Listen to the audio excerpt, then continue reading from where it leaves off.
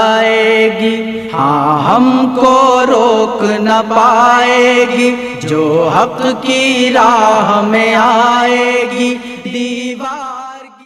اب ذرا سنیے کہ ہم نماز جنازہ میں سورۃ الفاتحہ کیوں نہیں پڑھتے۔ یہ ہمارے سامنے کتاب ہے مؤطا امام مالک، یہ حضرت امام مالک رحمۃ اللہ علیہ نے لکھی ہے۔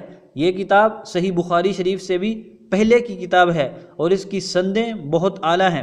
حضرت امام مالک رحمۃ اللہ علیہ روایت کرتے ہیں سعید بن ابی سعید المقبوری سے، اور وہ روایت کرتے ہیں اپنے باپ سے۔ اب غور کریں کتنی چھوٹی سند ہے اور اس کی سند بھی بالکل صحیح ہے۔ حضرت سعید بن ابو سعید المقبری کہتے ہیں، اپنے باپ سے روایت کرتے ہیں کہ ان کے والد ابو سعید المقبری فرماتے ہیں کہ انہوں نے سوال کیا حضرت ابو ہریرہ رضی اللہ تعالی عنہ سے کہ جنازہ کے اوپر نماز کس طرح پڑھی جائے، تو حضرت ابو ہریرہ رضی اللہ تعالی عنہ فرمایا کہ میں تمہیں بتلاتا ہوں کہ میں کس طرح پڑھتا ہوں، کہ میں نماز جنازہ پڑھنے کے لیے میت کے گھر جب جنازہ اٹھایا جاتا ہے تو میں اس کے پیچھے پیچھے چلتا ہوں، اس کے گھر سے ہی۔ فَإِذَا وُضِعَتْ جب جنازہ رکھا جاتا ہے کبرتُ تو میں تکبیر کہتا ہوں، وحمدت اللہ اللہ کی تعریف و ثنا کرتا ہوں، وصلیت علی نبیہ اور میں نبی پاک صلی اللہ علیہ وسلم پر درود پڑھتا ہوں، پھر میں دعا پڑھتا ہوں۔ اب ذرا دیکھیں حضرت ابو ہریرہ رضی اللہ تعالیٰ عنہ نبی پاک صلی اللہ علیہ وسلم کے جلیل القدر صحابی نماز جنازہ کا طریقہ بتلا رہے ہیں کہ میں نماز جنازہ کس طرح پڑھتا ہوں، کہ جب نماز جنازہ شروع کرتے ہیں تو میں تکبیر کہتا ہوں، اللہ کی تعریف و ثنا کرتا ہوں، نبی پاک صلی اللہ علیہ وسلم پر درود پڑھتا ہوں اور میں دعا پڑھتا ہوں۔ اور الحمدللہ احناف بھی اسی طرح نماز جنازہ پڑھتے ہیں، پہلی تکبیر کے بعد ثنا پڑھتے ہیں، دوسری تکبیر کے بعد روشی پڑھتے ہیں اور تیسری تکبیر کے بعد دعا پڑھتے ہیں۔ احادیث مبارکہ میں بہت سی دعائیں آتی ہیں، آپ کسی دعا کو بھی پڑھ سکتے ہیں۔ اب ہم یہاں پوچھتے ہیں ان لوگوں سے جو کہتے ہیں کہ نماز جنازہ میں سورۃ الفاتحہ فرض ہے، ان سے ہمارا سوال یہ ہے، حضرت ابو ہریرہ رضی اللہ تعالیٰ عنہ جو آخری وقت میں مسلمان ہوئے تھے، 60 ہجری میں مسلمان ہوئے، نبی پاک صلی اللہ علیہ وسلم کے ساتھ رہتے تھے، آپ کی وفات کے وقت بھی آپ کے ساتھ تھے اور حضور پاک صلی اللہ علیہ وسلم کی حدیثوں کو سننے کی بہت طلب رکھتے تھے، وہ جو نماز جنازہ کا طریقہ بتلا رہے ہیں اس میں تو سورۃ الفاتحہ کی فرضیت نہیں ہے، اس میں تو سورۃ الفاتحہ کا سنت ہونا نہیں ہے، اس میں تو سورۃ الفاتحہ کے پڑھنے کا ذکر نہیں ہے، تو کیا خیال ہے حضرت ابو ہریرہ رضی اللہ تعالیٰ عنہ نے جتنی نماز جنازہ پڑھی تھی ہو گئی کہ نہیں ہو گئی؟ نمبر 2، انہوں نے جو نماز جنازہ کا طریقہ بتلایا ہے وہ سنت کے مطابق تھا یا سنت کے خلاف تھا؟ اچھا تمہیں 14 سال بعد کے مشرنڈوں کو پتہ ہے کہ اس طرح نماز جنازہ پڑھنی سنت ہے، حضرت ابو ہریرہ کو نہیں پتہ تھا؟ اس روایت کی سند بالکل صحیح ہے اور احناف انہی روایات کو لے کر کہتے ہیں کہ نماز جنازہ کے اندر سورۃ الفاتحہ نہیں پڑھی جائے گی۔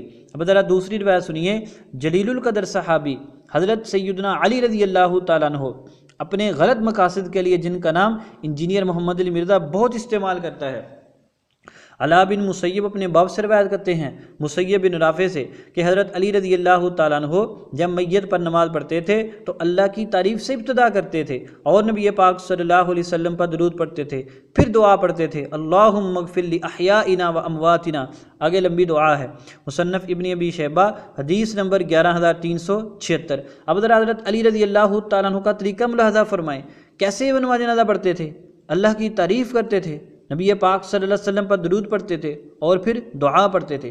الحمدللہ احناف اہل سنت بھی نماز جنازہ اسی طرح پڑھتے ہیں۔ حضرت علی رضی اللہ تعالیٰ کے اس اثر کے تمام راوی ثقہ ہیں۔ انجینئر محمد علی مرزا ایک روایت بہت بیان کرتا ہے، حضور پاک صلی اللہ علیہ وسلم نے ارشاد فرمایا کہ میں تم میں 2 بھاری چیزیں چھوڑ کے جا رہا ہوں، ایک قرآن پاک اور دوسرا اہل بیت۔ اب ذرا دیکھیں اس مسئلہ میں اختلاف ہو گیا تو لو حضرت علی رضی اللہ تعالیٰ عنہ کا قول، بتاؤ ذرا حضرت علی رضی اللہ تعالیٰ جو طریقہ بتلایا ہے، جو طریقہ آپ سے ثابت ہے، یہ غلط ہے کہ صحیح تھا؟ حضرت علی تو فاتحہ نہیں پڑھتے تھے، ان کی نماز جنازہ ہوتی تھی کہ نہیں؟ حضرت علی رضی اللہ تعالیٰ عنہ جو فاتحہ کے بغیر نماز جنازہ پڑھتے تھے تو سنت کے مطابق تھی یا سنت کے خلاف تھی؟ جن لوگوں سے سنت چلی ہے، جنہوں نے ہمیں کو سنت بتائی ہے، ان کی نماز جنازہ کو خلاف سنت کہو گے؟ بالکل نہیں۔ یہ دیکھیں حضرت علی رضی اللہ تعالیٰ عنہ جو طریقہ بتلایا ہے ہم الحمدللہ اس کے مطابق ہی نماز جنازہ پڑھتے ہیں، اس لیے یہ کہنا کہ امام ابو حنیفہ کا بنایا ہوا مسئلہ ہے یہ بات بالکل باطل ہے۔ اب ذرا صراحت کے ساتھ سن لیجئے، قرات کی صراحت نفی ہے، ہمارے سامنے کتاب ہے مؤطا امام مالک، روایت نمبر 777، حضرت امام مالک روایت کرتے ہیں حضرت نافع سے، حضرت نافع فرماتے ہیں کہ بے شک عبداللہ بن عمر رضی اللہ تعالیٰ عنہ نماز جنازہ میں قرات نہیں کرتے تھے۔ اس روایت کی سند اعلیٰ درجے کی صحیح ہے، اور یہ روایت غیر مقلدین اور انجینئرنگ فرقہ کی کمر توڑ دیتی ہے، صراحت کے ساتھ موجود ہے۔ حضرت عبداللہ بن عمر رضی اللہ تعالیٰ عنہ نماز جنازہ میں قرات نہیں کرتے تھے، اور آپ کو یہ بات معلوم ہونی چاہیے کہ قرات کے اندر سورۃ الفاتحہ بھی شامل ہے اور سورۃ الفاتحہ کے بعد والی سورت بھی شامل ہے۔ قرات شروع ہی سورۃ الفاتحہ سے ہوتی ہے، اس کی دلیل بھی دیکھیے۔ حضرت انس رضی اللہ تعالیٰ عنہ فرماتے ہیں اللہ کے نبی صلی اللہ علیہ وسلم حضرت ابوبکر و عمر رضی اللہ تعالیٰ عنہما قرات کو شروع کرتے تھے الحمدللہ رب العالمین کے ساتھ۔ سنن نسائی روایت نمبر 902۔ تو جب قرات کا لفظ بولا جاتا ہے تو اس میں سورۃ الفاتحہ بھی آتی ہے اور بعد کی سورت بھی آتی ہے۔ تو حضرت ابن عمر رضی اللہ تعالیٰ عنہ کے اثر سے صاف معلوم ہوا کہ وہ نماز جنازہ میں نہ تو سورۃ الفاتحہ پڑھتے تھے اور نہ بعد والی سورت پڑھتے تھے۔ اب ہم غیر مقلدین سے مطالبہ کرتے ہیں اگر تم نے اپنی ماں کا دودھ پیا ہے تو جو فتویٰ امام ابو حنیفہ ان کے ماننے والوں پہ لگاتے تھے وہی فتویٰ تم حضرت ابن عمر پر لگاؤ نا ذرا۔ بتاؤ حضرت ابن عمر کو نہیں پتا تھا کہ فاتحہ پڑھنی تو سنت ہے، ان کو نہیں پتا تھا کہ فاتحہ پڑھنی تو فرض ہے، وہ کیوں نہیں پڑھتے تھے؟ ان کا نہ پڑھنا اس بات کی دلیل ہے کہ نبی پاک صلی اللہ علیہ وسلم کی یہ سنت نہیں ہے۔ باقی رہا حضرت ابن عباس رضی اللہ تعالیٰ عنہ کا اثر، اس کا ہم انشاءاللہ جواب دیتے ہیں۔ آگے سنیے، نبی پاک صلی اللہ علیہ وسلم کے ایک اور صحابی ہیں حضرت فضالہ بن عبید رضی اللہ تعالیٰ عنہ، ان سے پوچھا گیا کیا میت پر قرات کی جائے گی؟ قال لا، انہوں نے فرمایا نا نا نا نا، میت پر قرات نہیں کی جائے گی۔ اب ذرا بتائیے حضرت فضالہ بن عبید رضی اللہ تعالیٰ عنہ یہ طریقہ صحیح بتایا یا غلط بتایا ہے؟ مصنف ابن ابی شیبہ حدیث نمبر 11407۔